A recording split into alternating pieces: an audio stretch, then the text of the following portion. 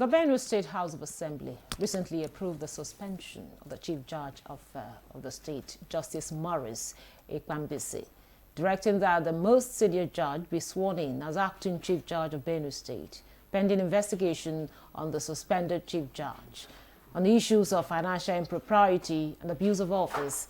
In the same vein, the BENUE State House of Assembly suspended 13 members of the Assembly for 3 months for what the House termed dishonorable actions capable of casting aspersions and causing acrimony.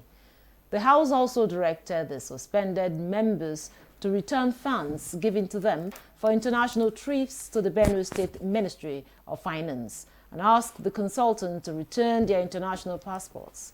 In a swift reaction, the National Judicial Council voided the suspension of the Chief Judge, affirming that it holds the statutory right to furnish judicial officers, not any other organ or agency, as enshrined in the 1999 Constitution as amended.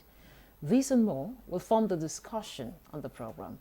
Thanks for joining us. I'm Rikaria Clinton, and welcome to Nigeria Today.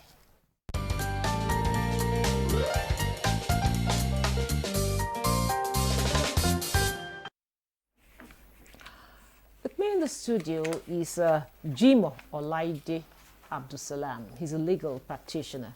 You're welcome to Nigeria Today. Good evening, my sister. And also joining us via Zoom is from BENUE State is Kelvin Lozenda. He's also a legal practitioner and a public affairs analyst. You're welcome to Nigeria Today. Thank you. Good evening, Nigeria. Kelvin, we are going to start with you. So tell us, just give us an overview of what is going on, what really happened in BENUE State. Okay, thank you for having me.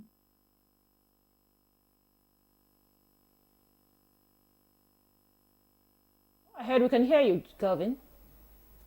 Yes, I can hear you. Can you hear me?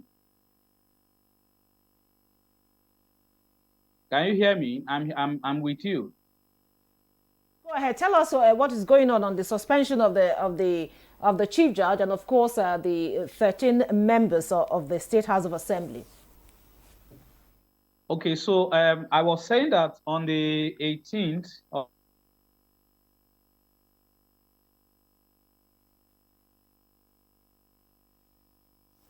okay. Okay. Members of the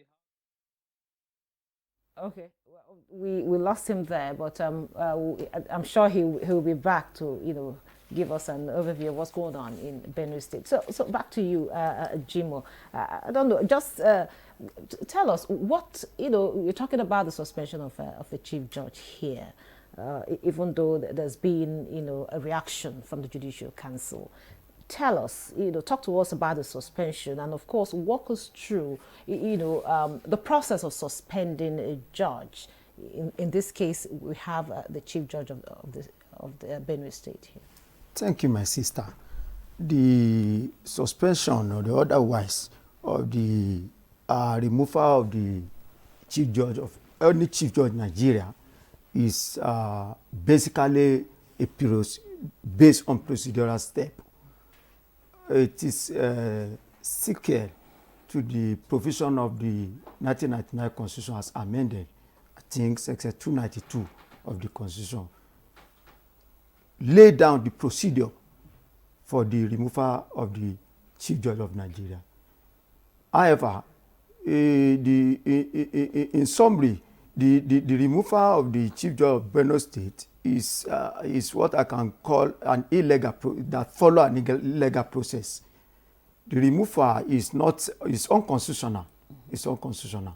That's the general overview of the 1999 Constitution as amended. Okay.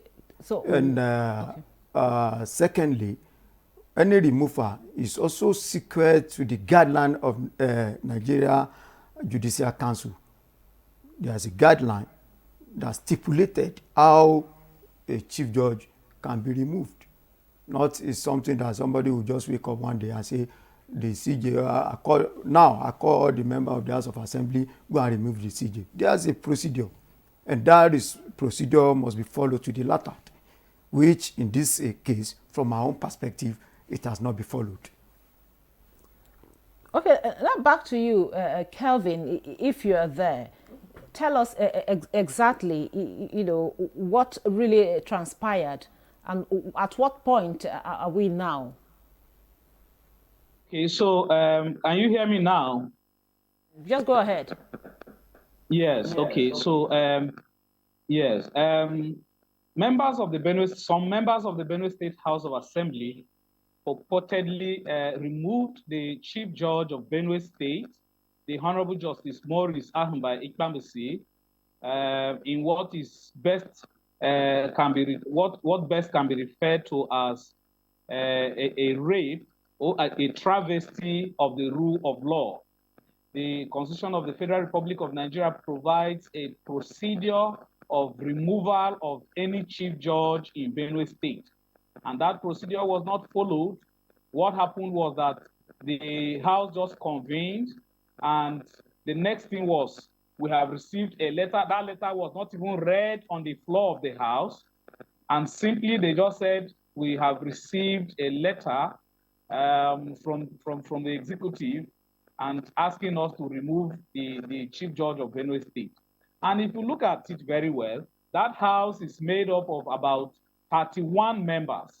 And the clerk of the House just hurriedly counted about 1, 2, 3, and then the next thing he said 23. And the Speaker ruled that because the 23 members have voted for the remover, the Chief Judge of Benue State stands removed. And to the best of our knowledge of the law, that procedure was irregular and illegal. And so it cannot stand. There's a procedure for the removal of any chief judge.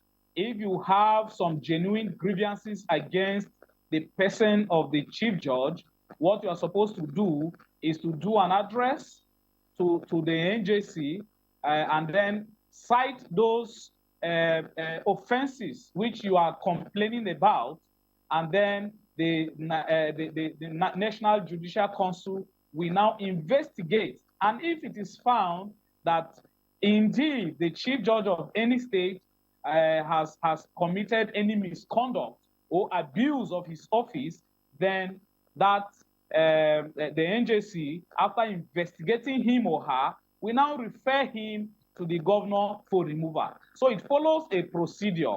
It is not something that a few members will sit and we just unilaterally say the chief judge stands removed. They have no right, they have no constitutional backing to embark on what they did and for which they term a removal.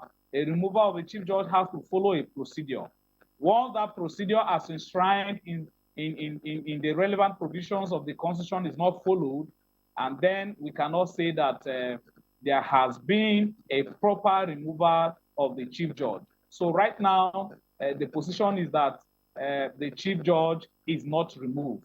So far as the law is concerned, so far as the NJC is concerned, so far as the Nigerian Bar Association is concerned, the chief judge of Benue State has not been removed.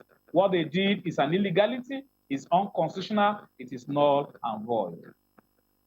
Thank you very much, Kelvin. Now, back to you, Jimo. Of course, you've... Jimo Abdusalam. So you've told us about, you talked to us about just exactly what he said. You corroborated what he said, that there's a procedure and it was not really followed. So tell us, what is the legal implication of all of this? Now, we have 13 members already that have been suspended. So what is the legal implication of all of this? Well, just as I've said the other time, the legal implication or otherwise of the procedure for removing the chief judge of a Benue State not to be followed to the letter, the implication is that it has a very serious impact on the judiciary and the public perspective as to what is happening. And at the same time, we know this may be a something coming from a political quarters. But however, the position of the law, as said by my learned brother, has been, at least something that has been enshrined and laid down, a proper laid down procedure of law. However, for whatever that issue that happened, there's always be a case study. I want to recommend or commend to the public a case of Aliyat Abib Elelu and AGF, when the governor of around some years ago just wake up from his slumber and say the CJ stands to be removed, and they removed that CJ illegally.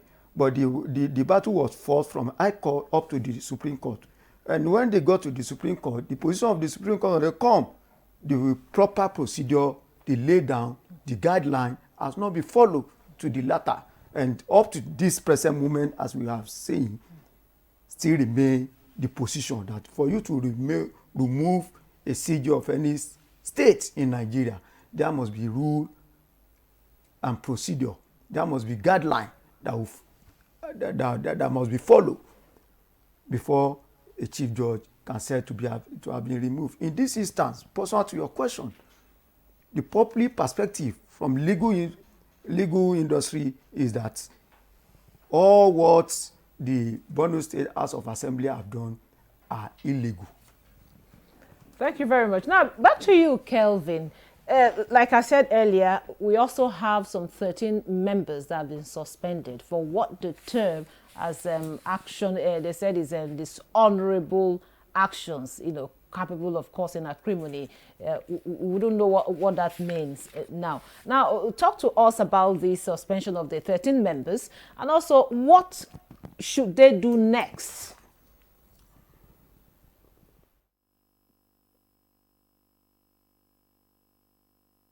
Hello, sorry, I didn't get your question, please. I said some 13 members were also suspended, for what they termed a dishonorable action. That were also, part of these, according to reports, they were not in support of these, the removal of the chief judge.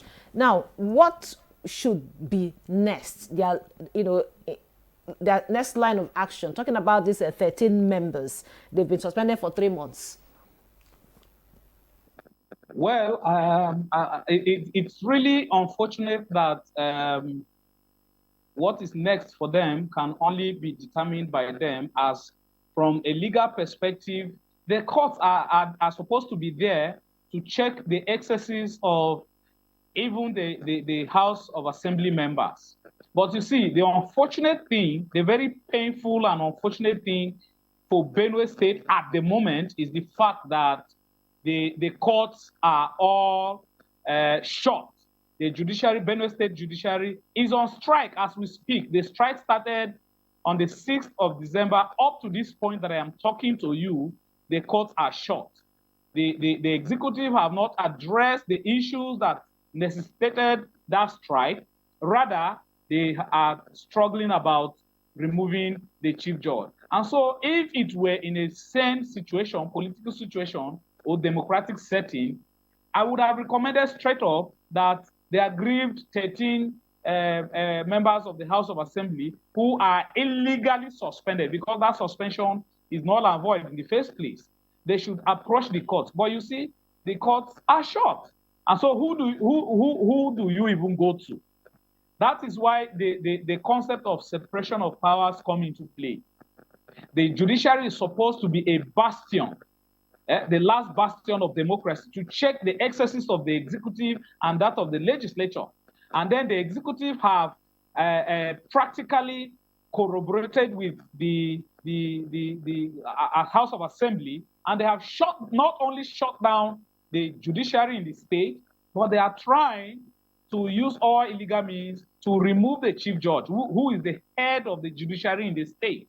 And so we have found ourselves in a very challenging situation right now, to an extent that if you even say, go to court, the court are shut down. So where do you go to? So it's a challenging situation right now, but I want to use this opportunity to call on the governor of Benue State to ensure that the courts are back, even if in the unlikely event that the current CJ goes, the courts cannot remain shut down forever, so that whosoever have 1 or 2 grievances can ventilate them genuinely in the courts. And so we need our courts back.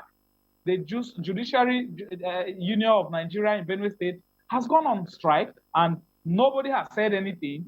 Their grievances have not been tackled, and currently the courts are down. So the 13 members of the Benue State House of Assembly who have been illegally suspended, because so far as I'm concerned, what they did was not wrong. They have their constitutional right as members of the House of Assembly to vote against anything that they seem illegal, which they do not agree with, and they exercise that right. And so why should they be punished for doing that which they feel is right? You know, so they have a good chance to go to court and ventilate their grievances, you know, but it's unfortunate that the courts are shut down in Benue State as we speak. And so the judiciary, the executive, and then the legislature ought not to stifle the order. They ought to work hand in hand and check the excesses of the order. So what is happening in Benue State at the moment is stifling of the other arm of government and serving as a police over it, which is not supposed to be. Each one of them is supposed to be independent in accordance with the principles of separation of powers as propounded by the French philosopher and lawyer Baron Montesquieu. So the Benue State House of Assembly is not supposed to police the judiciary, and the executive is not supposed to police the judiciary. They exist independent of each other. Very much, Calvin. We'll take a breather here. The conversation will continue after the break. Don't go away. The implementation of the ruling is also dependent on another aspect or another arm of government. Nowhere in the world will allow under digital economy for banks not to be dispensing domestic currency in that economy. What will make this one different? We want to know what they do as occupation. All of these are attributes that are questions have been designed to investigate. In a few days to come, you see that we are all around their own crannies and everywhere in Nigeria, telling people to cooperate. Welcome to Nigeria Today.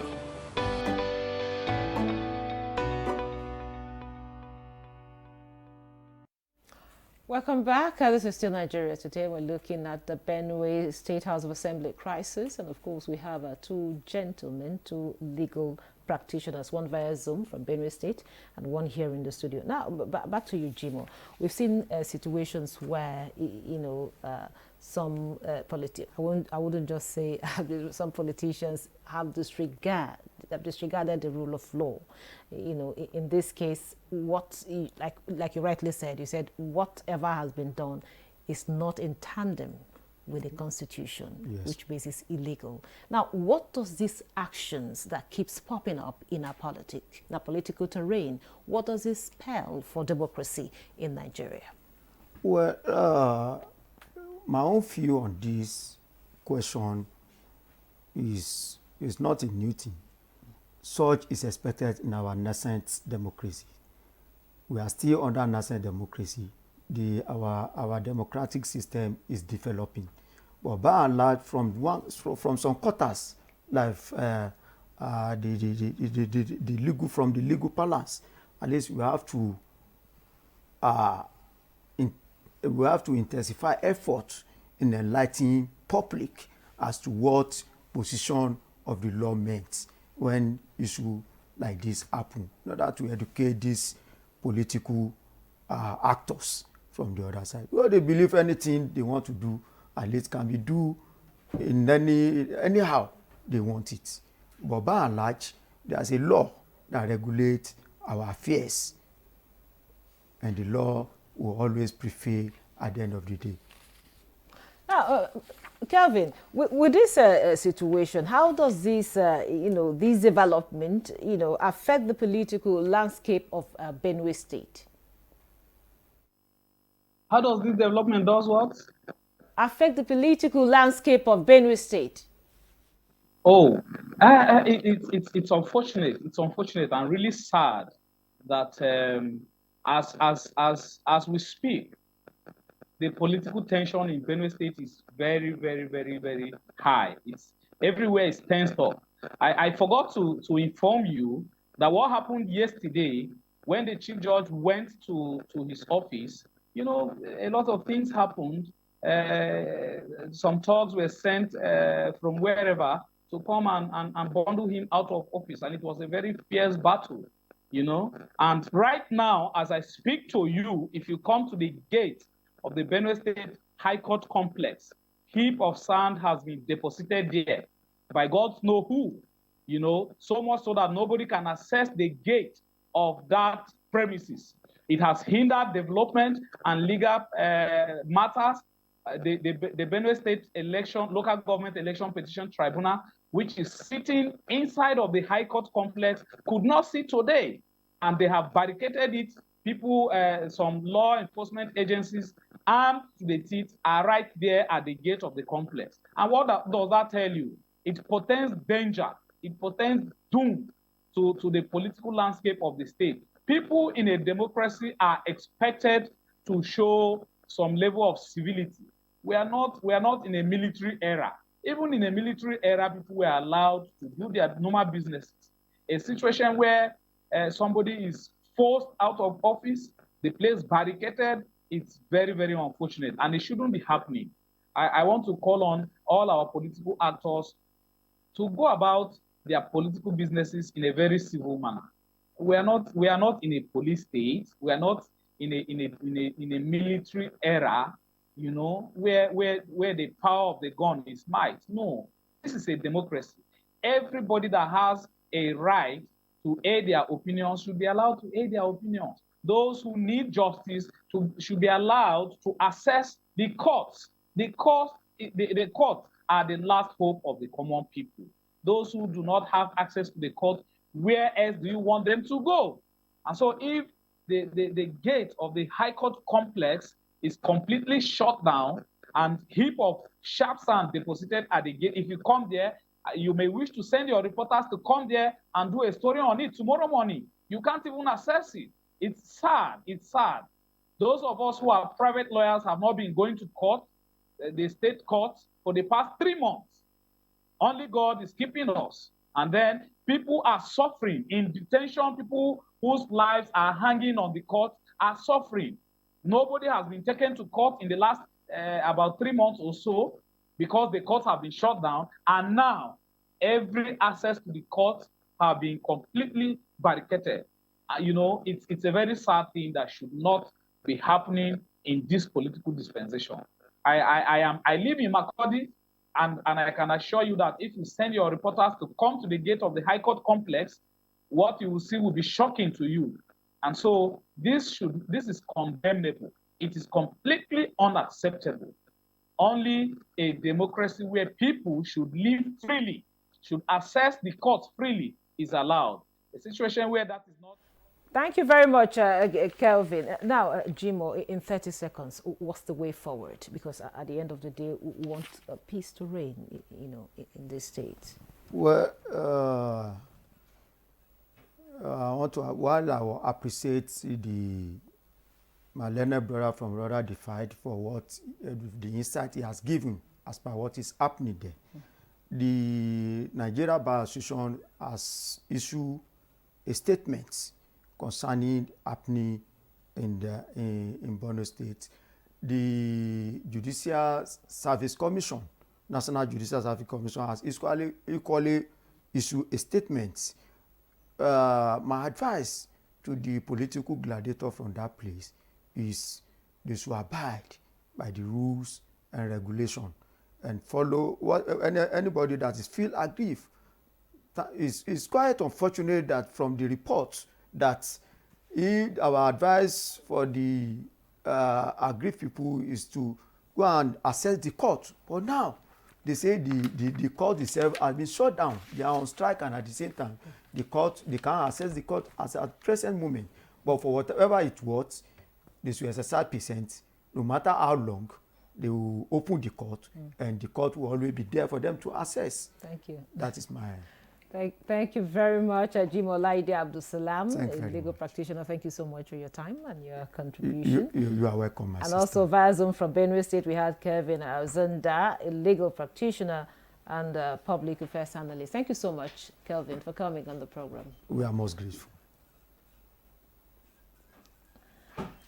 And thank you for being part of the program. Remember, Nigeria Today airs every weekday at 7:30 p.m. on NTA News 24. You can also check out this episode and others on www.youtube.com/NTA News 24 Hub. I'm Ikaria Clinton. Goodbye.